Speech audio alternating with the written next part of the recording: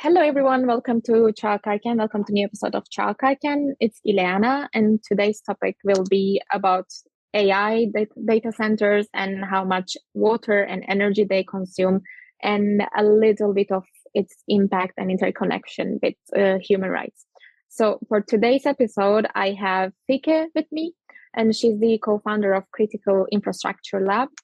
Thank you for accepting my invitation, Fieke, and can you please tell me a little bit about your story? How did you start this lab, and how did your interest in this topic started, basically? Yeah, sure. Diana, thanks for having me, and also cut me short when I ramble too long. But as you mentioned, I am one of the co-PIs of the Critical Infrastructure Lab. So together with Nielsen Oever and Max Gras, we set it up because we all three have an interest in sort of understanding internet and telecommunication infrastructure and how power and conflict manifests within it. And we're based at the University of Amsterdam. And I look at internet infrastructure and the relationship to the environment.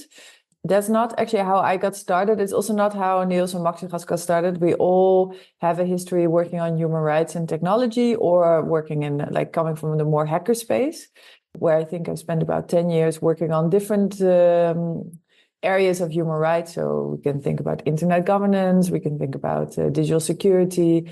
And then my PhD looked at police use of technology and what the data justice issues were around this.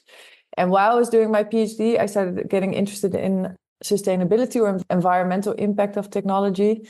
On the one hand, because also working on human rights for a long time can be frustrating sometimes. And I thought, maybe those in power will care about the environment because it's also their kids' future on the line, you know? And I got inspired when I was working, I was doing a Mozilla fellowship, and I was sitting next to Michelle Thorne, who back then was working for Mozilla and is now leading the Green Web Foundation together with Chris Adams. And she was talking about sort of sustainability and Firefox. And I was looking at the AI Act and I was thinking, but okay, the human rights discourse or discrimination and algorithms, it sort of now became mainstream in the debate, maybe not mainstream, but it became recognized as an issue. And then reading sort of the European strategy on AI in the white paper, and also later on in the AI Act, you totally saw that environmental aspects are not taken into account at all.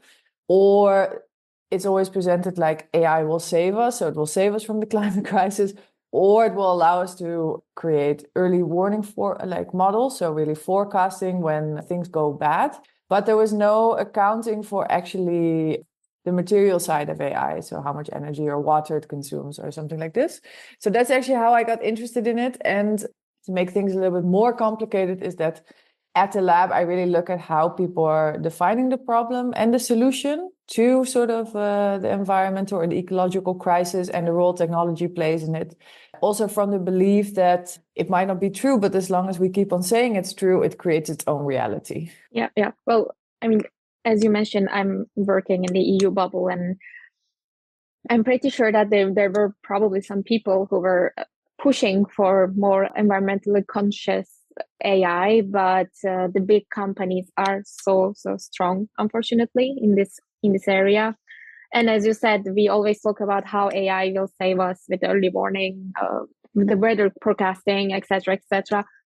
Yes, it can help, but also we as citizens consume so much, and then we don't know the real impact of it. So maybe we can start a bit with ChatGPT, because that's, I think, the most, well, maybe not the most, but everyone uses it almost every day for sometimes important things, but sometimes very silly things. So maybe it would be good to understand how AI, for instance, ChatGPT, using so much water and energy. So how does this work exactly? Because I think people maybe don't understand when you say AI, it's more conceptual. So we maybe cannot link it. And as I mentioned, people who are not in the tech sector or working on this. So how can we make it more understandable for people who might not know these impacts? Yeah, I think one of the challenges is that we actually, there's very little information about how much like a query of a ChatGPT actually really cost in terms of energy and water. And that's because also companies are not transparent about it. So there's a lot of sort of abstraction happening or comparison, like it costs so much water or so much energy. And I think it all has to do with like one of the problems is there's a lack of transparency. So if we look at the data centers as the factory of AI, so I look at data centers, I will come back to ChatGPT, but it requires a little bit of stacking. But if we look at the data centers as the factories of AI, you can actually see that there's like increased use of electricity and water around the world, around the globe for the operations of data centers. And data centers like the cluster. So in certain countries, there's more data centers than others. They like to be near exchange points. They like to be near sea cables, but they also like to be near places where there's a lot of abundance of renewable energy, for example, or favorable like tax climate or political climate for companies. And so one of them is, for instance, Ireland. And you see that actually 1/5 of Ireland's total electricity consumption is going to data centers. That's 20% of the country. There's no other country where it's that high, but it can show you how big it can be. So I think that's in terms of sort of scale. In terms of sort of ChatGPT, it's like we know it's running on Microsoft Azure, so it's the cloud environment of Microsoft. And if we look at the sustainability reports of Microsoft, we also see a huge increase in water and energy consumption around the time that ChatGPT got open to the public. The question is like, because they report on Microsoft as a whole, so as the entire company, they report on their water and energy consumption, it's very difficult to then deduce it like what part belongs to ChatGPT and what part belongs to the other operations, because they don't report on a very granular detail. They don't even report on a data center detail. They just do a report on total, one on carbon emissions and two on water consumptions. But there have been sort of like people who've been trying to deduce it. So it becomes a bit of a more gray territory, because if they're not actually reporting on it, you have to sort of report on it differently. But there has been some reports that say that training ChatGPT in Microsoft data centers has evaporated 700,000 liters of clean drinking water. Because a lot of these data centers, that's also what people don't know, cool with clean drinking water. Also has questions around whether like groundwater, clean water, like drinking water is different. And so that's about 500 milliliters of water every 10 to 50 responses. So about a session with ChatGPT. So I think that's when you start seeing sort of also what it costs on the individual. But I think what is really important about AI and about AI's infrastructure, this is data centers, that it's actually less about the individual consumer and it's becoming more business to business. So it's really an industry. And I think we also have to approach it as an industry where we need granular reporting on the different aspects of this infrastructure so that we can actually start seeing where we have to maybe make some choices if we want to have a future on this planet. Yeah. Well, I have two questions about the things you said. I mean, I have more, but first of all, why Ireland, for instance? I mean, is there a loophole that they can use? Because 1/5 of the electricity is huge. And I assume the water use is also huge as well. So why do they allow it exactly? And if there is no regulation in the EU, for instance, to make these companies report in more detail? So I think one is it has been historically grown. So why Ireland? Like another favorite spot is Amsterdam, Paris, Frankfurt. These are all really favorite spots. But Ireland is, I think, in comparison, quite big. Like there's also a lot of data centers in Amsterdam, which causes its own challenges. But I think in terms of the total country, it makes a different percentage. So I think these data centers also naturally emerged in spaces where there's a lot of internet infrastructure. So where the first internet exchange points happens, where the sea cables land, like all of these play along. Then also Ireland has also been a favorite space where big tech companies landed also their headquarters, because some people say that the data protection authority is more lenient than in other European countries. So it's a politically friendly environment to big tech companies within Europe. So it has to also do with being within the European Union.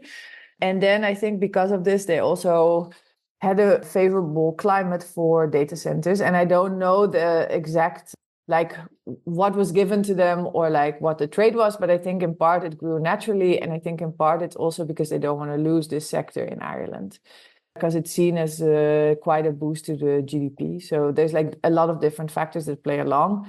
And what is interesting is if you look at water, because of course 20% of the electricity total is a lot. When you look at water, for instance, you also have newspaper articles that say that in the summer, when there's a drought, actually water gets, data centers get preferential treatment over agriculture, for example. I mean, these are like geoeconomically strategic choices to make, that you prioritize data centers over your food production. But that also shows, I think there's several reasons for that too, but it shows how important this is as an industrial player and how good the contracts are with the utility companies. Yeah, well, I understand from an economic point that might be more preferred option, but then we go back to 2 years ago and they start with we have a food crisis. We talk about food security. Then there are tractors in Brussels saying that farmers don't get enough subsidies, or etc. etc. But then on the other hand, but I think that's also the problem. We don't connect these dots. So while farmers protest, I mean, Microsoft, Google, etc., they're just happy with their lives because no one talks about them. It's just policymakers not giving enough subsidies. But then in Ireland, these data centers are basically stealing water from land and from people, basically, which is crazy to me. But that's how the world works. But I also think there's this, you see it in Brussels too, if you look at the discourse, I think there's this huge fear of missing out on the digital race. And the idea then is, if you have these big players there, or these data centers, these infrastructures, these hard infrastructures there, it will set you ahead of the game, so you don't lose out on progress, modernity, the race over AI, who gets to determine what the economy looks like in the future. So I think all these grand narratives also play a role in it. No, absolutely. I mean, the discourse, the whole discourse is now on competitiveness. Yes. But then when we don't have food and water, I don't know how we can compete eventually. Also, well, we talked about Europe a bit, but then I assume outside of Europe, the issue is probably even more difficult and maybe worse. Today I was reading an article. It was, I think, like a peer-reviewed article. And I can link it also for the people who are listening. And it was talking about some movements, for instance, in Uruguay, because there were these new data centers, but then it was basically stealing water from people. And we know that in half of the world, or millions and millions, don't have access to the clean water. So then it raises this huge human rights issues. Can you also give a bit of clue on what's happening exactly, or what kind of movements are there, like grassroots movements, etc., if you are aware? Yeah, I think data centers are less, I mean, they are an issue, but they're less of a place of contestation, also because a lot of places outside of Europe are struggling with other environmental problems around that have to do with data centers and AI. And that particularly has to do with mining, with the creation of the hardware, so the manufacturing of the hardware. And here you see actually that while in certain areas data centers and water definitely play a role, like in Chile, there have been protests. You actually see that sort of, if you look at the lithium triangle, if you look at the DRC, this is where you actually see the cost of our digital future or digital society. And that has all to do with the mining of the critical raw materials that go into our hardware, so also into the hardware needed for AI production. You also see sort of the pollution that happens with the creation of silicons or the creation of chips, which is in different parts of the world again. And then when we dispose of our hardware because we don't need it anymore, because it usually a lot of it ends up in sort of e-waste dumps in Africa and other parts of the world. So it's like electricity use is only one of it. And I think sort of if you look at the entire sort of life cycle of hardware that is needed for AI, you see that conflicts happen in different parts of the world. And I think data centers are the least of their worries, just because there's so much more pollution associated to hardware. And when we talk, for instance, about carbon, like it's an estimation, but they say that 20% of carbon related to our technology, so our phones, our laptops, but also the servers that run AI products, 20% is actually embodied carbon. So it's created during the production and shipping of your hardware and not actually during its use.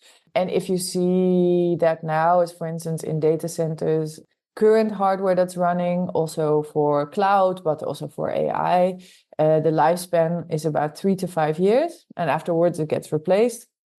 And if you want to account for the embodied carbon, so this 20% that's created in the manufacturing and the transport, you have to actually do the extend of life to 11 to 17 years. So you just see the total gap that is required sort of for this. And now with AI, you see sort of that the hardware that is in data centers is changing. So it's changing because it ran up to its physical limits of cooling. So Plantain writes about this. And so they change sort of what the server looks like. So they can do more compute in a smaller area and they can cool in a different way. So, and more compute means the use of more energy, the use of more sort of water or air for cooling. And it's also sort of a whole cycle of new hardware disposing of the old hardware. So there's a lot of like environmental implications that are really hidden when we only focus on energy consumption. Yeah, no, exactly. And what do you think about as people, as citizens, our personal usage of these AI technologies? Because yes, the bigger problem is the industry itself not being transparent and increasing the use of these resources, as you said, also chips, so the critical raw materials, etc. And it's a whole cycle actually that we also don't really focus. So we focus on, okay, where will we get the critical raw materials? But then the whole waste issue, it's really also overwhelming, I would say.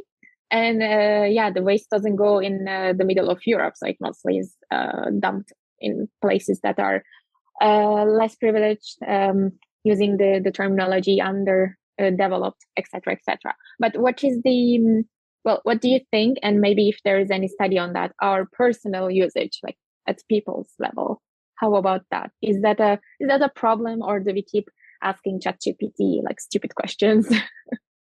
Asking ChatGPT to write a song and etc. I mean, I think it's like with any environmental problem, but also any social problem that, yes, as a user, we also have a role to play, but the market really easily pushes it to the user. So this is always why I think learning from the environmental movement is no longer about how do you recycle, but it's about how do we push the industry to make changes. So I want to put that caveat first, because I don't think as a user that will lead to the system change, because the centralization of power and extraction is just so big. What I would say is like, I think end of life, using our devices longer, super important. It's really like, I think extending this end of life so that you use your phone longer than 2 years, but try to use this long as possible, really critical.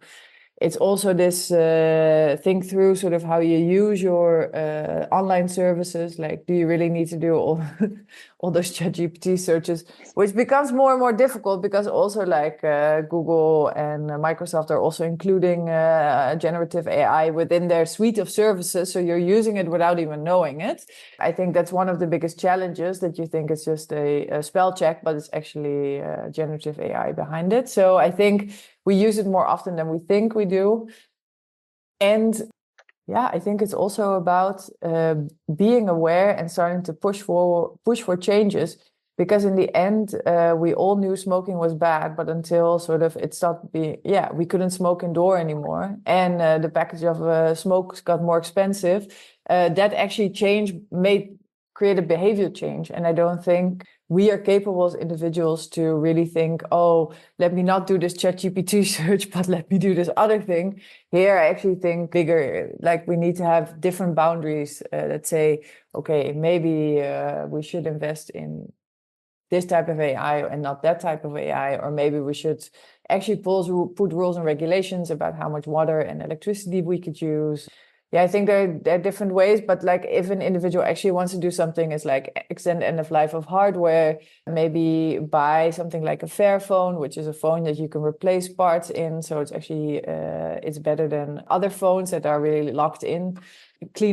Start cleaning up your cloud services, like not only because I think deleting stuff from the cloud will consume less energy, but you also provide less data for all of these AI models to be built.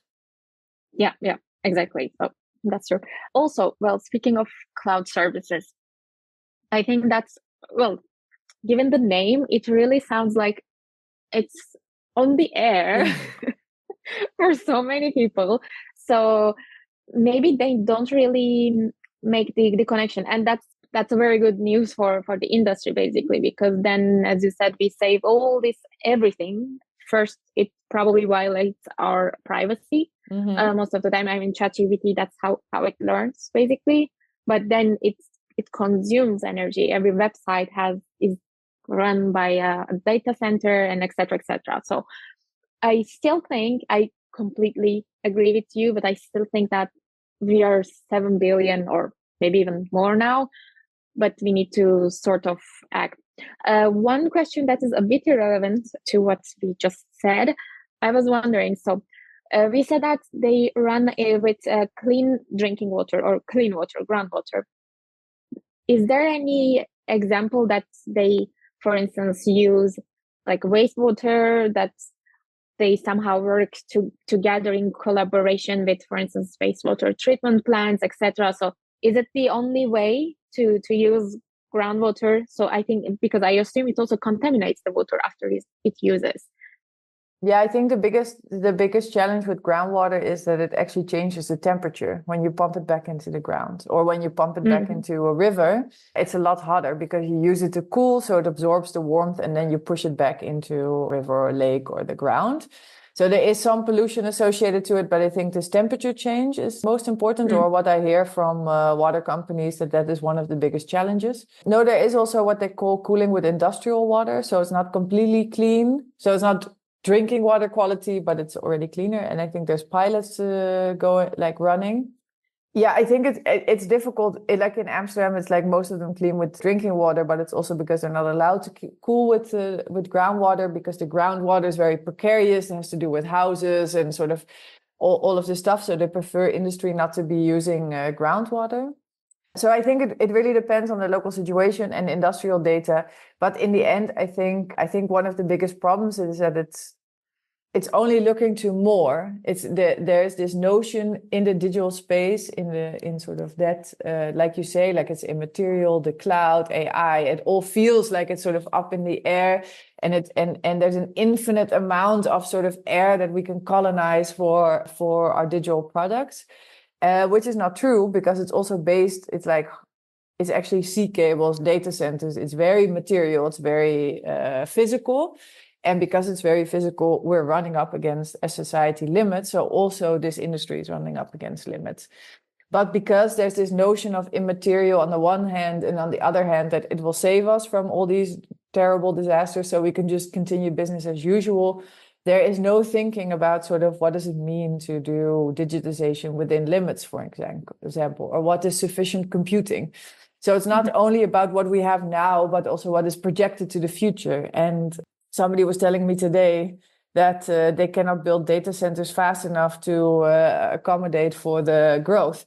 And I was like, okay, but maybe then the growth is the problem, not that they cannot construct these data centers fast enough. It's like, where do you locate the problem, and at what scale do you think is the appropriate solution? And I think at the moment, because energy prices have risen, especially in Europe, it's really tackled as an energy problem, that we don't have enough energy. But it's not tackled as sort of we're in an ecological crisis, and we really have to sort of figure out how we stay within planetary boundaries. So I think that is really the crux of the matter. It's just expanding at the moment as if there's an abundance of resources and an abundance of energy, water, and things like this. And it's just that we have to optimize it so that we don't pay so much for electricity, or that we can figure out how to use industrial water. Whereas maybe we should think about we already have enough data centers, and it's more about prioritizing actually what type of compute we need, for example. Or maybe there's different ways to think about it, but at the moment it's more is more. Yeah, no, absolutely. It's a bit scary, and we don't seem to learn our lessons, even though there are so many catastrophes around Europe, and not only. You mentioned sufficient computing. Can you just a little bit mention about that? Because I also, well, in the EU bubble, that, as we say, which I don't really like to say like that, but sufficiency is now becoming a thing. It's still at the NGOs, think tanks level, so it's not yet sufficiency. We need to move towards this. So maybe we can mention that. And also, I was just thinking, we expect sometimes from the policymakers, for instance, EU has the Green Deal, etc., etc. But I just read today, well, I don't know if it's true or not, but the European Commission, I think they created something similar to ChatGPT, so their own system, because I think it's not allowed to use ChatGPT there due to some privacy issues. But then Commission creating this, and well, from where is it based? Like, which data centers are running this? Like, what is the impact? Like, what is the environmental impact? Do we really need this? So, etc., etc. So maybe we can start from the sufficient computing. I think sufficient computing is basically a positive version of things that people have been talking about in the degrowth movement, that there's planetary boundaries and we actually have to reduce. But reducing is not something that people like to hear in, for instance, Brussels, like especially not if your entire logic is tied to the fact that if we grow digitalization, our economy will grow. So then the entire concept of degrowth, of course, is like there's a lot of friction between them. So I think sufficient computing is like, when do we have enough? Either when it's for a model or for like a larger suite, or maybe in total. But I think one of the things that it doesn't address, and sort of you hinted at it, but I'll give some other examples, is that on the one hand, what if we start, like we promote digitalization or AI as the solution to the ecological crisis, and then if I ask people, like, give me an example, they usually come with things like, we can sort of calculate things so we can more efficiently spread pesticides in the agriculture sector. So we optimize the agriculture sector.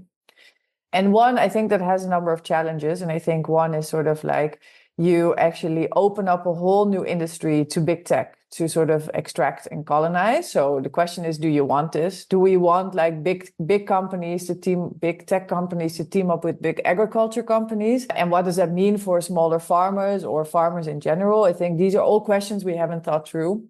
But what I actually find way more problematic around it is that it actually closes off sort of making the necessary reforms in the agriculture sector. So to make that more sustainable, we just greenwash it by adding tech. And I think that has a double negative impact because one, all these models have a negative impact on the environment, like all the AI models, because they cost energy to train, but also to keep on running. Then there's a question of what does it mean when big tech and big agriculture, for instance, come together, like Monsanto with a big tech company. And then sort of like, we're not even making these industries more sustainable. We're just like giving it a greenwashing. And I think we see this in a lot of sort of different sectors playing out. And so, that the Commission made its own ChatGPT, I'm not surprised about it. But I don't think that is addressing the problem we need to address. So they find solutions.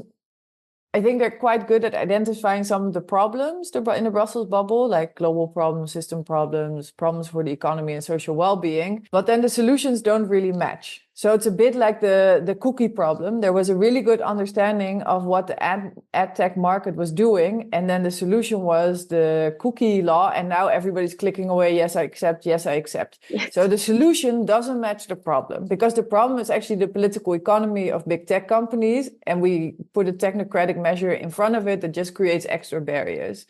And I think this is very similar now when we look at sort of the digital policy or the AI policy of the EU, especially when it relates to the environment, but I think also when it relates to other stuff. Oh, yeah, there's so much to do, honestly. It sounds a bit frustrating also, like on where you stand. And I'm sure it's really annoying to hear this news every single day.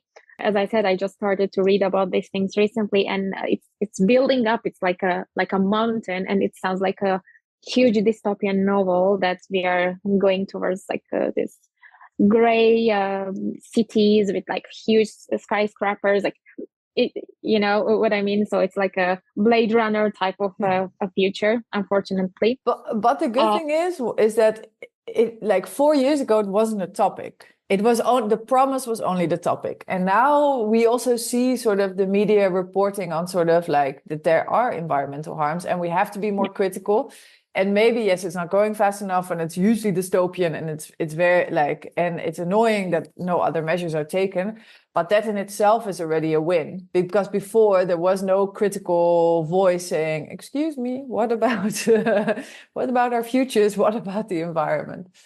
Yeah, no, absolutely. I definitely, and well, thank you so much for also advocating for this. I think it's really important. And you also have a reading group, so maybe people will be interested in it, or even just I think you share also what you're reading in the group, so people can have a look at that. Yes, we can. Yeah. I can share 2 links for your podcast. But if they go to the website of the Critical Infrastructure Lab, there's 2 reading groups: one on infrastructure and one on environment and tech. So it's open; anybody can join. So if they're interested in the topic, come and join us. And then for the Green Screen Coalition, we also run a monthly newsletter on climate and tech. So I will put that. I will send you the links, but people can register for it. It's very low key. And it's basically everything we read, newspapers, things that we saw pass our inbox on this topic. Yeah, well, I will definitely sign up for that because I was just Googling for it. So it will be easier if you just send it to me. So I think we are maybe running over time. I don't want to make it long for people. So I don't know how short it will be, but still like maybe less than 40 minutes. Thank you so much for joining me. And it's 8:30 on a Monday. So thank you so much for that. And whoever is listening, please support their work, Critical Infrastructure Lab. I think this is a super interesting and important topic. And yeah, well, until the next time, see you and thank you so much.